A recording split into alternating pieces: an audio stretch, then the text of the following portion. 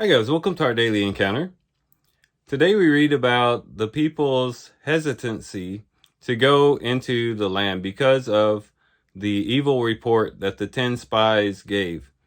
These spies had gone into the land that the children of Israel were traveling to, and even though they saw the fruit of the land, that it was good, they also saw that the inhabitants were large and strong, the cities were walled, and they feared the inhabitants of the land and these various nations that they'd have to come up against. And so they give an evil report and tell the people that we should not enter the land. It's not feasible for us to take over the land. We're like grasshoppers in their sight.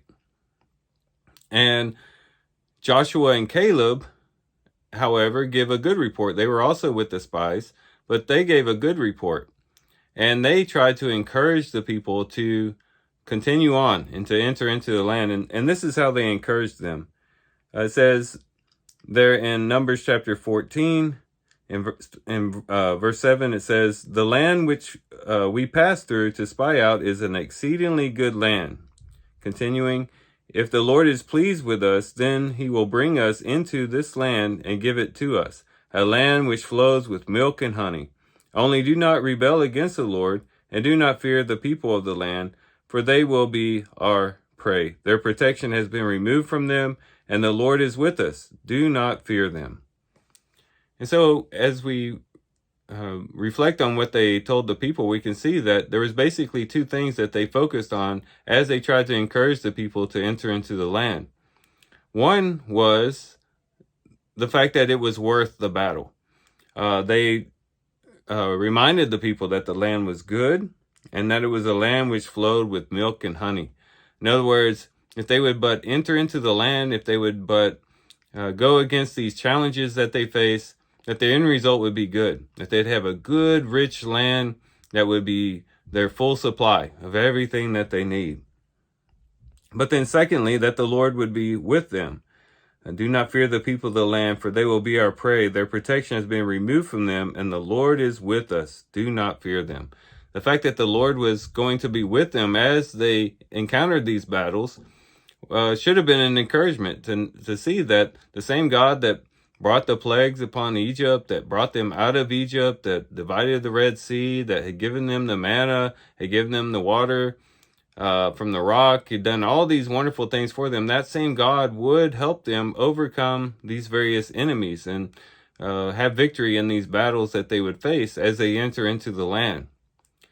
Now, as we reflect on this, we can see that the encouragement is the same for us as well, because as we think about it, as we begin our walk before the Lord, and as we continue our walk with the Lord throughout the years, we can see that the battles that we face aren't always easy. And sometimes there are giants in the land. Sometimes there are obstacles before us that seem immovable and that we would not be able to traverse.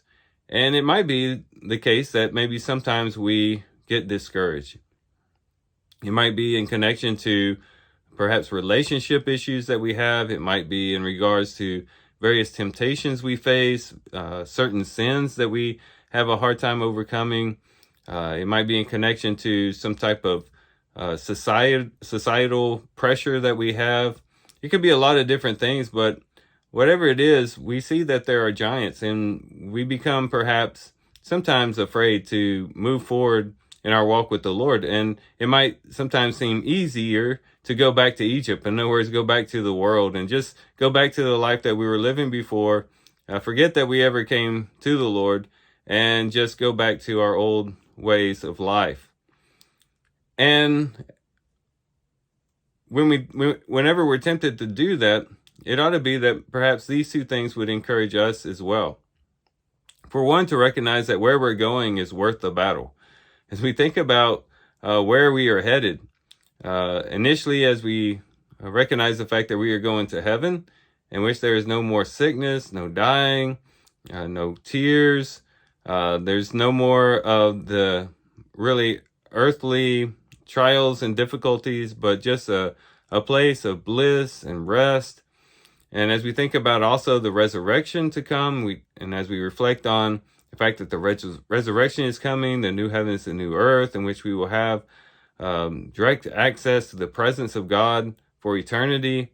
You think about all the wonderful blessings that we have. The Apostle Paul even reflected on this as he encountered various trials. He said, these momentary light afflictions cannot even compare to the eternal weight of glory that awaits us. He mentions that in 2 Corinthians. And so we can also be encouraged by that as well, to say, you know what? Yes, the battle is tough. Sometimes these giants are overwhelming, but we have an end state. We have a goal that we're working towards, and we fix our eyes on that goal and know that however difficult the struggles might be in this short little span of life, they don't even compare to all the wonderful blessings that we'll have for eternity when it's all said and done. But then secondly, we can reflect on the second truth that they brought out, and that is that the Lord is with us. Our God is powerful. We have the mighty God, the creator of all things, going with us in each battle and being there with us to help us overcome those relationship problems, or to help us overcome those temptations or sins, to help us encounter societal pressures or things in our community that might be pressing against us. Whatever it might be, the Lord is with us to strengthen us, to help us, and to help us have the victory. And so we know that the Lord is with us all the way. And so if we don't have any other truths to help us to continue on the path, we have at least these two: that where we are going is worth the battle, and the God that is with us is powerful enough to get us through the struggle.